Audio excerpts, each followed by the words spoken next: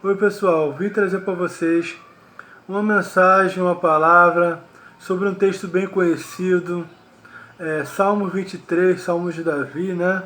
Está dizendo aqui: o Senhor é o meu pastor, nada me faltará. Deitar-me faz em verdes pastos, guia-me mansamente às águas tranquilas, refrigera a minha alma, guia-me pelas veredas da justiça, por amor do seu nome. Ainda que eu andasse pelo vale da sombra da morte, não temeria mal algum, porque tu estás comigo. A tua vara e o teu cajado me consolam. Preparas uma mesa perante mim na presença dos meus inimigos. Unges a minha cabeça com óleo. O meu cálice transborda. Certamente que a bondade e a misericórdia me seguirão todos os dias da minha vida, e habitarei na casa do Senhor por longos dias. É bem simples, bem tranquilo. Aqui ele está falando sobre algo que ele vivia a respeito do trabalho dele. Então, o entendimento que ele tinha com ele mesmo, ele comparava o relacionamento dele com Deus. Por que eu estou dizendo isso? Porque todos sabem, né, que Davi era pastor de ovelhas, cuidava das ovelhas do pai dele. E o que acontece? Aí aqui ele começa falando: o Senhor é o meu pastor, nada me faltará. Eu já começo por aqui, porque eu já tenho que entender, porque para nada me faltar, eu tenho que ter Ele como meu pastor. Eu tenho que ter o Senhor como meu pastor. E às vezes a gente fala: o Senhor é meu pastor, nada me faltará.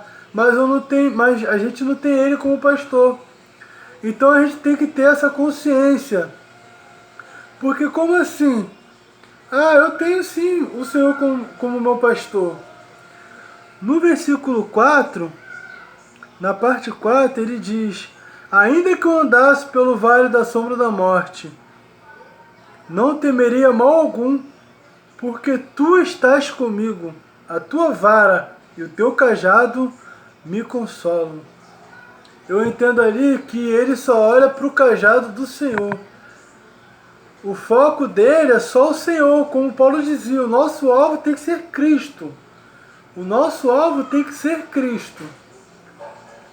E o que o pastor faz com a ovelha?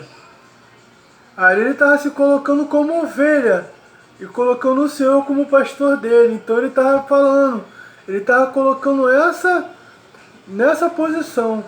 Porque quando o pastor quer guiar uma ovelha, ela usa ele usa uma vara e ele vai guiando. E o que acontece? Por onde ele fala para a ovelha ir, a ovelha vai. O que ele quer que a ovelha faça, a ovelha faz. Aí eu te pergunto: você é ovelha? Eu sou ovelha? E se Deus falar para eu fazer alguma coisa, algo que eu não gosto, que eu não queira fazer, e eu acabo não fazendo, será que eu estou sendo ovelha? Porque a Bíblia nos ensina que a vontade dele é perfeita e agradável. E o cara que falou isso, Paulo, ele fala isso sendo que ele apanhou muito por amor à obra de Deus. Ele apanhou muito por amor ao Evangelho. Só que ele falou isso, que a vontade de Deus é perfeita e agradável. Será que nós estamos fazendo realmente a vontade de Deus? Porque eu entendo que fazer a vontade de Deus é fazer aquilo que agrada a Ele, não o que agrada a mim. E é isso que Ele ensina. Em Salmo mesmo fala: deleita-te no Senhor. Deleitar é ter prazer nele. Porque ainda que eu não esteja me agradando a Ele, esse é o mais importante.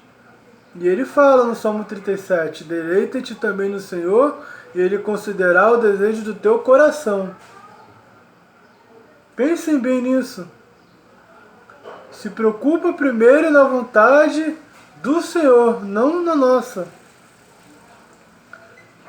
E assim as outras coisas a gente nem precisa se preocupar, nem precisa. Porque Ele conhece o desejo do nosso coração. E aqui Ele faz. Eu tenho, aí sim, Ele diz, se eu realmente ter Ele como meu Senhor, como meu pastor, de fato, aí sim, nada vai me faltar. Aí sim, deitar-me faz em verdes pastos. Guia-me mansamente às águas tranquilas. Olha a prosperidade aí. É uma bússola, é um guia tão simples, mas tão difícil de fazer. Porque a gente não consegue. Aí ele continua, refrigera minha alma. Guia-me pela vereda da justiça, por amor do seu nome. E lá para o final ele diz, certamente que a bondade e a misericórdia me seguirão todos os dias da minha vida, e habitarei na casa do Senhor por longos dias.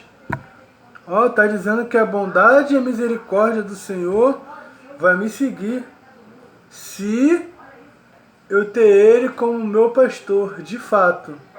Não só porque eu falo que Ele é meu pastor, não. Eu tenho que ter Ele como meu pastor. E se Ele quer que eu faça algo, eu tenho que fazer. Querendo ou não, eu tenho que fazer, que é a vontade dEle. A vontade dEle é que tem que prevalecer. Pensem nisso. Pensem nisso. Porque eu estou pensando.